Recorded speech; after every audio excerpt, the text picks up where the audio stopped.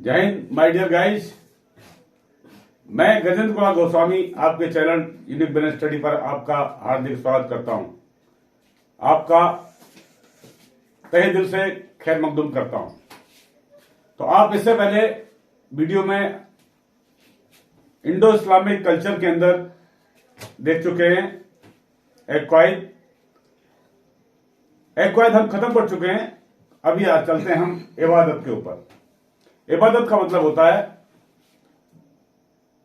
प्रार्थना करना, यानी ऊपर वाले की गुलामी करना। तो इसके इबादत के 5 स्तंभ में, यानी 5 इसके पिलर हैं। पहला है तौकीद। पहले क्या है? तौहीद। इसका मतलब होता है कलमा पढ़ना। जो कलमा पढ़ते हैं, कलमा में क्या पढ़ते हैं हम? अल्लाहू अकबर, ला इलाहा इल्लल्लाह मोहम्मद रसूलुल्लाह। उसको हम कहते हैं तौहीद। नेक्स्ट देखते हैं हम नमाज, जिसको हम अरबी में कहते हैं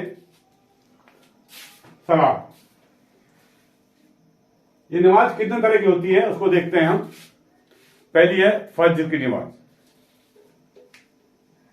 ये सूर्योदय से पहले, यानी जो सुबह दिन निकलता है, जो सूर्य निकलता है उससे पहले, यानी सूर्य राइज होने से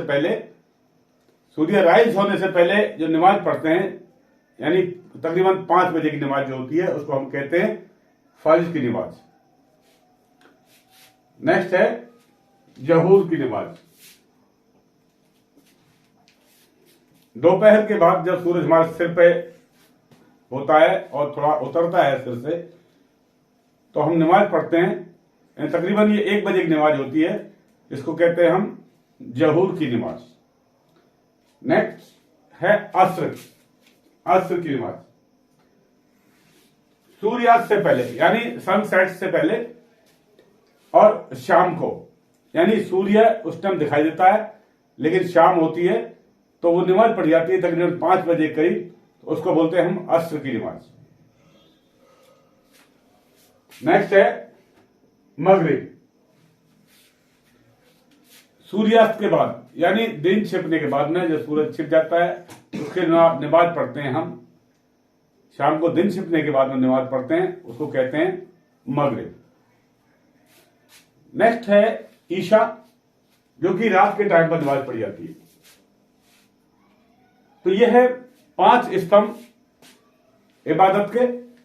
तो इससे कुछ संबंधित चीजें हम देखते हैं कि नमाज में कौन कौन सा ग्रुप है और कौन कौन शामिल है, तो उसको हम क्या कहेंगे।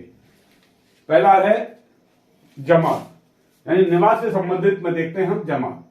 जब ढेर सारे लोग इकट्ठा होकर नमाज पढ़ते हैं, उसको हम कहते हैं जमात। नेक्स्ट है इमाम। ये मस्जिद के अंदर जिसको नमाज की पूरी जानकारी होती है, इस्लाम की पूरी जानकारी होती है, उसकी उपस्थिति जो होती है, जिसकी उपस्थिति होती है उसको कहते हैं हम इमाम। और इमाम की उपस्थिति में भी नमाज पढ़ी जाती है, तो उसको हम आगे देखेंगे। जैसा कि आप देख रहे हैं सिर्री नमाज के अंदर इमाम का नेतृत्व होता है, यानी इमाम उसके अंदर इन्वॉल्व होता है और वो धीमी आवाज में नमाज पढ़ता है, यानी जो उसके आयत वगैरह हैं उनको धीमी आवाज में बताता है। नेक्स्ट है जहरी नमाज। इसके अंदर भी इमाम का प्रेजेंस होना जरूरी है, और इसके अंदर इमाम ये तेज आवाज में अपने आयतों को बताता है और उनके साथ में इन्वॉल्व होता है। नेक्स्ट है तकरीर तहरीमा। तकरीर तहरीमा के अंदर नमाज की यह पहली तकरीर है। इसके अंदर जैसे बताया था कि नमाज की पहली तकरीर क्या है? अल्लाहू अकबर, ला इलाहा इल्लल्लाह मोहम्मद रसूलुल्लाह। ये क्या है? पहली तकरीर है। इसके बाद हम देखते हैं नेक्स्ट में मुद्रिक। नमाज पढ़ने के शुरू से लेकर अंत तक इमाम का हाजिर होना, उसको हम कहते हैं मुद्रिक। नेक्स्ट है मशबूक। मसबूक के अंदर कुछ कारण से क्या होता है, नमाजी यदि कोई लेट हो जाता है और लेट पहुंचता है नमाज के लिए, तो उसको हम बोलते हैं क्या, मसबूक की नमाज। नेक्स्ट है मस्फीद, यानी नमाजी कोई भी अकेले में जो नमाज पढ़ता है तो उसको बोलते हैं हम मस्फीद। नेक्स्ट है नमाज इस्तिस्का। जब कभी सूखा पड़ जाती है यानी अकाल पड़ जाता है तो हम बारिश के लिए नमाज पढ़ते हैं। इस्लाम धर्म में बारिश के लिए नमाज पढ़ी जाती है तो उसको बोलते हैं हम नमाज इस्तिस्का। नमाज ए कुसुफ, नमाज ए कुसुफ यानी चंद्र ग्रहण के टाइम पर या सूर्य ग्रहण के टाइम पर जो नमाज पढ़ी जाती है उसको हम बोलते हैं नमाज ए कुसुफ। नेक्स्ट देखते हैं हम इसका तीसरा स्तंभ आता है जकात। जकात का मतलब होता है दान करना। जो आपकी कमाई है उसमें जो आपकी कमाई का खर्चा होने के बाद में जो बचा हुआ है, आपकी कमाई का 2.5% आपको दान करना चाहिए। यानी यदि वो सच्चा इस्लाम का मानने वाला है तो उसको अपनी कमाई का 2.5% दान करना चाहिए। इसको हम बोलते हैं जकात। नेक्स्ट है रोजा, यानी रमजान के महीने में 1 महीने का रोजा रखते हैं और उसमें अल्लाह की मर्जी से खाते हैं और अल्लाह की मर्जी से रोजे को तोड़ते हैं। यानी अल्लाह की मर्जी से क्या करते हैं, रोजे को शुरू करते हैं और अल्लाह की मर्जी से रोजे का इफ्तार करते हैं। तो ये चीजें ये महीने में कब होती है, ये रमजान के महीने में होती है, रमजान के महीने में होती है, जो कि महीना अभी चल रहा है रमजान का। और ये बड़े उसकी बात है, तालमेल की बात है। जब हिंदू धर्म में नवरात्रि का त्योहार आता है, जब नवरात्रि के व्रत आते हैं तभी ये रमजान आता है। तकरीबन उसी महीने में पड़ रहा है, काफी सालों से हम देख रहे हैं। नेक्स्ट है हज, लास्ट है हज। ये हज हिजरा के महीने में, यानी एक लास्ट महीना क्या है, हिजरा यानी हज्जात बोलते हैं उसको। इस महीने में हज जाने का एक प्रचलन होता है। जिसके पास एनफ पैसा है, यानी पैसा काफी है, पैसे वाला है, वो एक बार हज जाए, हज जाकर वहां पर हाजी बन के आए। वहां पर क्या करते हैं, हज में जाते हैं। हज में जाने के बाद जो काबा है, मक्का के अंदर जो काबा मस्जिद है, जिसको बोलते हैं मस्जिद हरम, उसके चारों तरफ 7 चक्कर लगाते हैं। 7 चक्कर लगाने के बाद वहां एक पत्थर है, उस पत्थर को कहते हैं अल हजर अल अस्वद। उस पत्थर को चूमते हैं। उसके बाद एक शैतान है, उसको पत्थर मारते हैं। उसके साथ साथ क्योंकि मोहम्मद साहब मक्का से कहां गए थे, मदीना गए थे, मदीने की मस्जिद में जाते हैं। नबी मस्जिद है, वहां पर नबी मस्जिद के अंदर जाते हैं और वहां पर भी चक्कर लगा खाते हैं और वहां भी क्या करते हैं, पत्थर को चूमते हैं। उसके बाद ये इनका एक, जैसा कि इनके हिस्ट्री में दिया हुआ है इस्लाम के अंदर, एक हजरत इब्राहिम जा रहे थे रेगिस्तान में, और उस रेगिस्तान, क्योंकि ऑलमोस्ट वो रेगिस्तानी एरिया है, रेतीला एरिया है, वहां पर जा रहे थे। तो उनको आदेश ऊपर से आया कि तुम अकेले हो जाओ, अपने बच्चों को छोड़ दो। उनके बच्चे साथ में थे, वो अकेले हो गए और बच्चों को छोड़ दिया।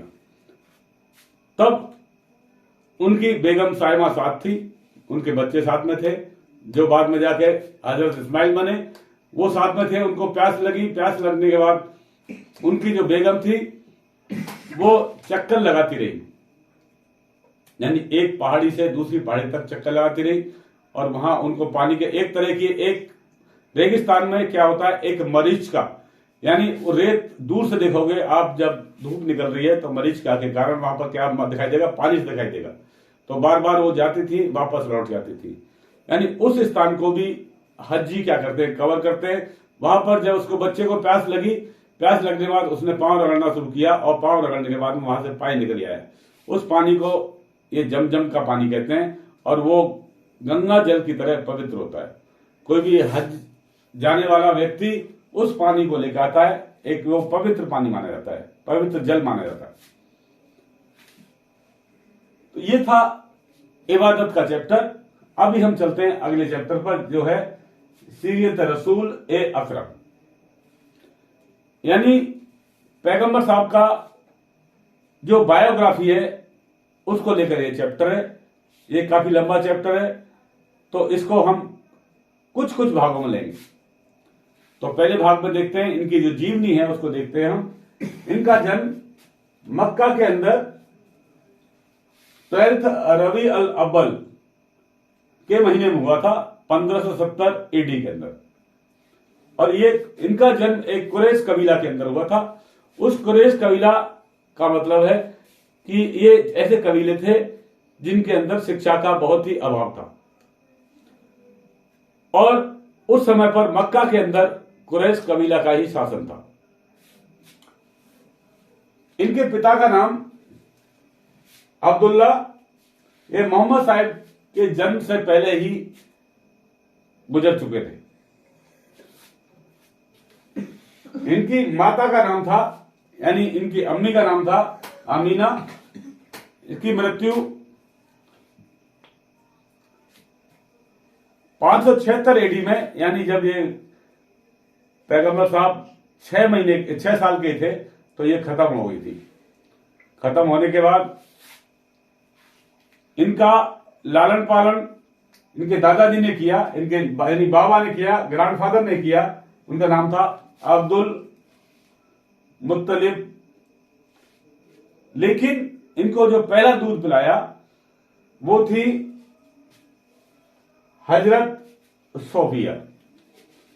हजरत सोफिया ने इनको पहला दूध पिलाया, क्योंकि इनकी मदर के दूध नहीं उतरता था। तो बच्चे का पहले और कोई सिस्टम नहीं होता जैसा कि अभी होता है, इसका अल्टरनेट करते हैं। जब माँ का दूध नहीं मिलता है तो उसका अल्टरनेट है, ये कुछ पहले नहीं था। तो पहला दूध किसने पिलाया था, यानी फर्स्ट मिल्क मदर कौन थी, हजरत सोफिया। इनके माँ के खत्म होने के बाद इनके पिताजी, इनके वालिद पहले ही खत्म हो चुके थे। तो इनकी परवरिश जो की वो थी हालिमा शादिया। इनकी परवरिश माताएं जो हैं वो कौन थी, हलीमा शादिया। और इनकी हलीमा शादिया की एक बेटी थी, जो इनकी बहन थी, उसको कहते हैं साइमा। उसका नाम क्या था, साइमा। इनके दादा खत्म होने के बाद ये जिम्मेदारी आ गई इनके चाचा जी के ऊपर, और चाचा जी का नाम था अबू तालिब। अबू तालिब ने इनको पाला पोषा, और अबू तालिब की मृत्यु 619 एडी में हो गई। अबू तालिब के एक पुत्र थे जिनका नाम था अली, यानी चचेरे भाई अली थे। और आगे चलकर पैगंबर साहब की बेटी की शादी चचेरे भाई से हुई, यानी वो एक हजरत अली बने और उनके साथ इनकी शादी हुई। तो देखते हैं, पैगंबर साहब एक बहुत ही ईमानदार, सीधे सादे व्यक्ति थे। उनकी ईमानदारी को देखते हुए उन्हें उसका पारितोषिक मिला। वह एक हजरत खादीजा के पास नौकरी करते थे, इनके नौकर थे। और उनके आचरण को देखते हुए, उनकी ईमानदारी देखते हुए हजरत खादीजा ने इनसे शादी की। उस टाइम पर इनकी जो पत्नी थी, पहली पत्नी हजरत खादीजा, इनकी उम्र थी 40 साल और मोहम्मद साहब की उम्र थी 25 साल, यानी 25 साल की उम्र में इनकी पहली शादी हुई। इनके 4 पुत्री हुई। पहली का नाम उम्मे कुलसुम, दूसरी का नाम रुकैया, तीसरी जानिब और चौथी फातिमा। फातिमा की शादी हजरत अली के साथ हुई थी, जो कि इनके चचेरे भाई थे। बाकी 3 बहनें खत्म हो चुकी थी। हजरत साहब के 3 पुत्र थे, यानी 3 इनके बेटे थे, जिनका नाम एक अल कासिम, इब्राहिम और अब्दुल्ला। इनके दादाश्री का नाम भी अब्दुल्ला था और इनका बेटे का नाम भी अब्दुल्ला था, लेकिन ये तीनों गुजर गए थे। अभी हम आगे चलते हैं। जब हजरत साहब छोटे थे, 4-5 साल के थे उस टाइम पर, यानी जब ये मोहम्मद साहब छोटे से थे, 4-5 साल के थे, तो हजरत जिब्राइल आए और इनका एक बिल्कुल इनको फ्रेश कर दिया, यानी इनका हार्ट का और इनके दिल का और छाती का खोलकर उसको साफ कर दिया, यानी जमजम के पानी से उसको साफ किया, एक पवित्र आदमी बना दिया उनको।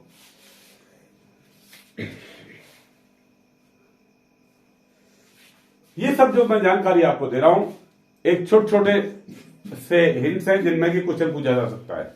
यदि इसकी पूरी कहानी बताई जाए तो काफी लंबी हो जाएगी, तो छोटे छोटे क्वेश्चन हैं जिनको पूछा जा सकता है। तो इनकी पहली व्यापारिक यात्रा इन्होंने अपने चाचा श्री के साथ में, यानी कौन थे चाचा श्री इनके? अबू तालिब साहब। इनके साथ पहली यात्रा इन्होंने कहा की सीरिया की व्यापार के पर्पज के लिए, यानी बिजनेस पर्पज के लिए ये सीरिया गए। और सीरिया के रास्ते में जब ये जा रहे थे, उस टाइम इनकी उम्र क्या थी? 12 साल की। क्या उम्र थी? 12 साल की। यानी 12 साल की उम्र में ये अपने चाचा के साथ थे। तो वहां पर जब ये जा रहे थे तो रास्ते में एक मॉन्क मिला, एक मतलब जो साधु मिला, उस साधु का नाम था बहीरिया। बहीरा एक साधु था और उसने इनको देखा तो इनके सिर के ऊपर, जब ये धूप हो रही थी, धूप पड़ रही थी, रेगिस्तान इलाका था, अरब क्या है, एक रेगिस्तान इलाका है, तो धूप पड़ रही थी, तो इनके ऊपर पेड़ों की छाया अपने आप आ रही थी, यानी बादल अपने आप आ रहे थे। तो उनको आभास हुआ, उस मॉन्क को आभास हुआ और उन्होंने बताया कि ये क्या है, एक आगे चलकर एक नबी बनेगा, एक पैगंबर बनेगा, तो इसको तुम बचा के ले जाओ, वापस ले जाओ, क्योंकि आगे यहूदियों का हमला हो सकता है। तो ये आगे जाकर क्या बने? एक आखिरी नबी बने। ऐसी भविष्यवाणी की किसने? मॉन्क बहीरा ने। यानी एक इनको टाइटल दिया गया सादिक और आमीन, यानी सच्चा और ईमानदार का एक इनको टाइटल दिया गया मोहम्मद साहब को। इसलिए मक्का के अंदर उन्होंने देखा था कि एक पत्थर था जिसको मैं बता रहा हूं क्या है, अल हजर अल अस्वद। इस पत्थर की स्थापना करनी थी, यानी काला पत्थर था जिसकी स्थापना करनी थी, तो इसको वही आदमी स्थापित कर सकता था जो कि सच्चा आदमी हो, ईमानदार हो। तो उन्होंने देखा कि कौन है, सर्च किया तो मोहम्मद साहब मिले और उनसे इस पत्थर का इनॉग्रेशन कराया, इसको स्थापित कराया, यानी एस्टेब्लिश कराया। मक्का के अंदर इन्होंने मक्का के अंदर एक क्षतिग्रस्त हो चुका था मक्का का इन्होंने रिकंस्ट्रक्शन कराया, और साथ में जैसा बता रहा था कि काले पत्थर का भी, जो काला पत्थर था, धार्मिक पत्थर जिसको कि चूमते हैं, उसको स्थापित किया। नेक्स्ट है शब-ए मिराज। शब-ए मिराज जब मोहम्मद साहब सोए हुए थे, तो ऊपर से हजरत इब्राहिम आए, उन्होंने देखा कि मोहम्मद साहब सो रहे हैं, छोटे थे। जब ये नींद से जागे तो इनको उठा के ले गए, और कहां ले गए? जेरूसलम। कहां ले गए? जेरूसलम। और वहां ले जाकर देखा, वहां नमाज पढ़ रहे थे। उसके बाद इनको 1 2 3 4 5 6 7 यानी 7वें आसमान तक ले गए। वहां पर हर आसमान के ऊपर उनको नबी मिले। और जब 7वें आसमान के बाद वो पहुंचे तो उन्होंने बोला अब तुम ऊपर जाओ, हम ऊपर नहीं जाएंगे, हमारे लिए परमिशन नहीं है। और ऊपर 7वें आसमान के बाद मोहम्मद साहब को ऊपर भेजा अल्लाह से मिलने के लिए, क्योंकि उन्हें अल्लाह ने बुलाया था और अल्लाह ने इन्हें हिदायत दी कि आपने क्या क्या करना है। इनको बताया कि आप नीचे जाकर आम आवाम को ज्ञान दें, उनको बताएं कि 50 वक्त की नमाज पढ़ेंगे। और 50 वक्त की नमाज एक दिन में पढ़ना बड़ा मुश्किल है, टोटली 24 आवर्स होते हैं, तो कितने बार नमाज पढ़ेगा। तो बड़ी गुजारिश के बाद में इस नमाज को 5 वक्त की नमाज कर दिया गया। और वो 5 वक्त की नमाज, जैसा मैं आपको बता चुका हूं, 5 वक्त की नमाज जो लिखा हुआ है फज्र, जहूर, अस्र, मगरिब और ईशा, ये नमाजें दी हुई। यानी जो सच्चा मुस्लिम है उसको 5 वक्त की नमाज पढ़ना चाहिए। तो ये कब गए थे? 619 एडी में, क्योंकि रात में गए थे और किससे मिलने गए थे? अल्लाह से मिलने। तो उसको हम क्या कहते हैं? शब मेराज कहते हैं। 622 में हजरत साहब, जैसा कि 610 में एक गौर गुफा यानी हीरे की गुफा थी, उसके अंदर इन्हें ज्ञान प्राप्त हुआ। हजरत जिब्राइल ने इनको ज्ञान दिया, ज्ञान प्राप्त हुआ तो इन्होंने ये फैलाना शुरू कर दिया, मक्का के आदमियों को समझाना शुरू किया। लेकिन मक्का के अंदर उस समय पर मूर्ति पूजक थे, यानी कोई भी जो बेनिफिट उनको दिखाई देता था जिस चीज के अंदर, उसकी मूर्ति बना के पूजा करते थे। यानी जो उनके लिए अच्छा लगता था उसकी मूर्ति बना के पूजा करते थे। इस तरह से 360 मूर्ति थी उस टाइम पर। और जो सबसे बड़ी अच्छी मूर्ति थी जिसको कहते हैं, वो जो मूर्ति थी उसको बोलते हैं हुबल। यानी टोटल मूर्ति कितनी थी? 360 मूर्तियां थी उस टाइम पर। तो उनकी पूजा किया करते थे। तो जैसा कि हजरत साहब ने बोला कि आप अल्लाह को माने, अल्लाह की पूजा करें, अल्लाह को ही आप याद करें। लेकिन उन लोगों ने विरोध किया, वो इनके विपक्ष में हो गए। थे तो सारे इन्हीं के कबीले के, लेकिन वो क्या हो, इनके विपक्ष में हो गए और इनको वहां से आखिर भागना पड़ा। और वो यहां से 622 ईस्वी में, 622 एडी में वहां से निकलकर मदीना पहुंचे।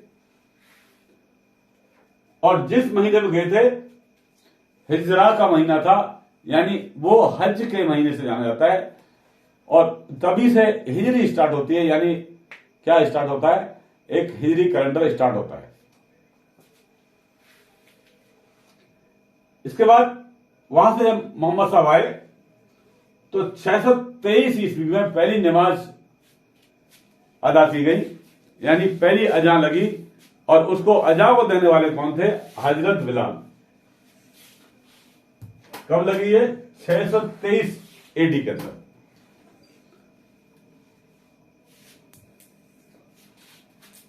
और वो नमाज जो पढ़ी गई थी जेरूसलम में पढ़ी गई थी। जेरूसलम से मक्का की तरफ उनका फेस किया गया, यानी काबा मस्जिद की तरफ फेस करके नमाज पढ़ी गई थी। यानी कोई भी नमाज पढ़ते हैं तो किधर करते हैं? काबा की तरफ नमाज मुंह करके नमाज पढ़ते हैं।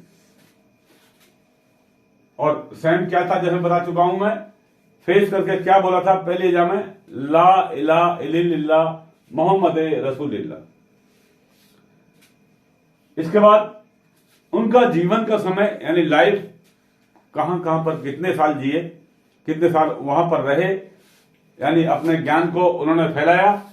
मक्का के अंदर ये 53 साल रहे। मक्का का एक मेला होता है जिसको बोलते हैं उकाज, उसको उकाज कहते हैं। मदीने के अंदर 10 साल रहे। एक पूछे जाने वाली चीज है कि अरब का एनिमल कौन सा है? अरब का जो फेमस एनिमल है कौन सा है? तो अरब एक रेगिस्तान एरिया है, तो उसके अंदर अरब का रेगिस्तान का जहाज क्या है? ऊंट। यानी फेमस एनिमल क्या है? ऊंट है। अरब का फेमस फ्रूट क्या है? अरब का फेमस फ्रूट है खजूर। उसके बाद 632 एडी के अंदर वो हजरत साहब मक्का आए, उन्होंने हज किया, और उसके इन 632 ईस्वी में वो खुदा को प्यारे हो गए। लेकिन इसके बीच में 632 और 619 के बीच में क्या क्या काम किया, इसका अगला वीडियो में हम देखेंगे। तो अगले वीडियो तक देखने के लिए, उससे पहले आप मेरे चैनल को सब्सक्राइब करें, लाइक करें, कमेंट्स करें और शेयर करें। और अगले वीडियो तक फिर धन्यवाद। जय हिंद।